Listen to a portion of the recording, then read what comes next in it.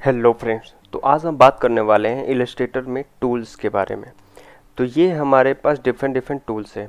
इसको यूज कैसे करना है, यहाँ पे बहुत सारे टूल हैं।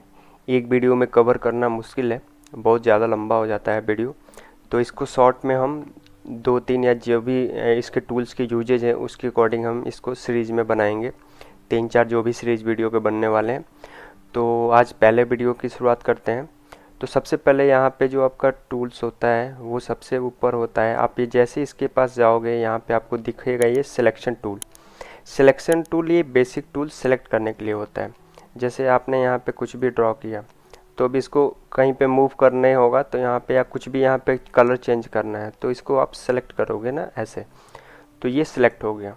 तो इसका काम बेसिकली वही है। अगर ये मल्टीपल भी होगा तो ऐसे दोनों को ये सिलेक्ट कर देगा, सिंगल को ऐसे सिलेक्ट करेगा, दोनों को करना हो तो ऐसे।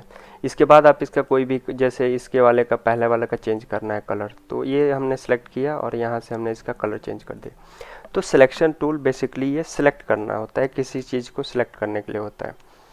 अब बात करते हैं इसमें डायरेक्ट सिलेक्शन टूल का।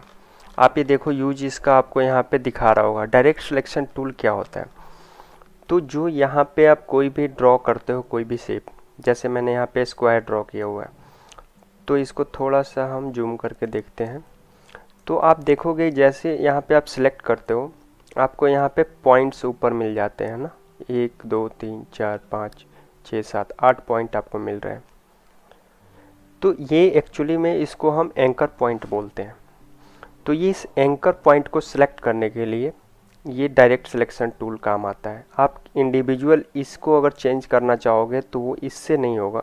इसके लिए डायरेक्ट सिलेक्शन टूल से जाके और इसको आप क्लिक कर दोगे या फिर ऐसे सिलेक्ट कर लो। ये देखो ये सारे सिलेक्टेड नहीं है, ये सिलेक्टेड नहीं है, बट ये सिलेक्टेड है। अब इसको आप कहीं पे भी मूव कर सकते हो।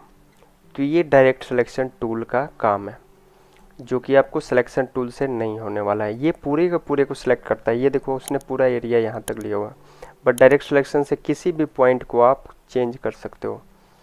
तो ये काम डायरेक्ट सिलेक्शन टूल करता है। सेम वर्क आप सर्कल पे भी कर सकते हो। अगर यहाँ पे जाऊँ, अगर मैं इलिप्स टूल जो कि सर्कल है इसको हम ड्रॉ करते हैं तो सेम यहाँ पे भी आप देखोगे, यहाँ पे भी ये जो पॉइंट्स है इसको आप सिलेक्ट करके मूव कर सकते हो।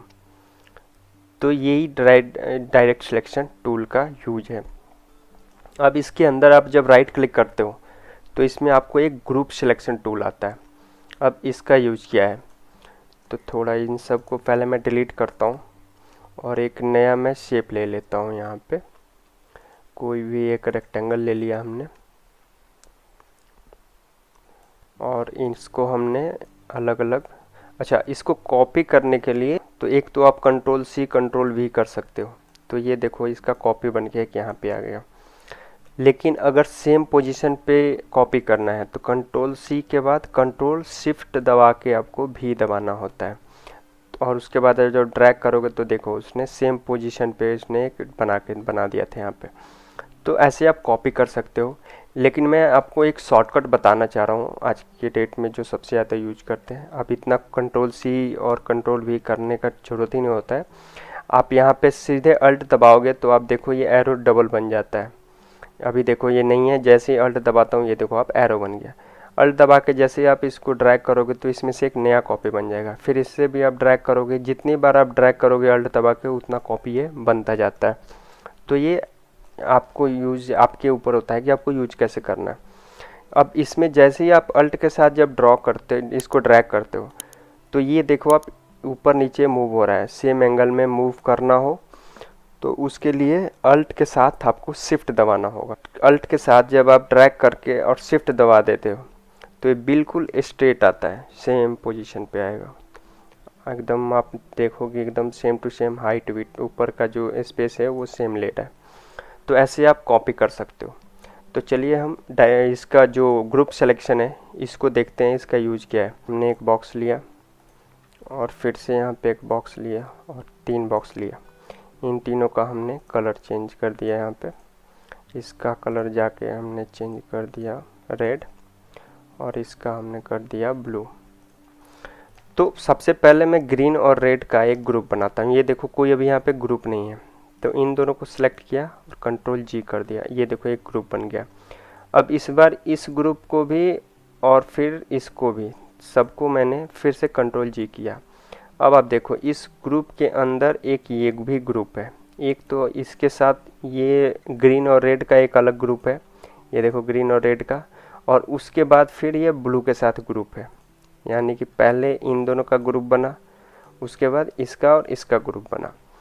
तो अब हमें जब सिलेक्शन करूँगा इसको, जब आप ओपन करके देखोगे तो सबसे पहले मैंने अगर रेड को सिलेक्ट किया तो सिर्फ रेड सिलेक्ट हुआ, यानी कि इसका सिलेक्ट हुआ, इस ग्रुप में ये रेड सिलेक्ट हुआ।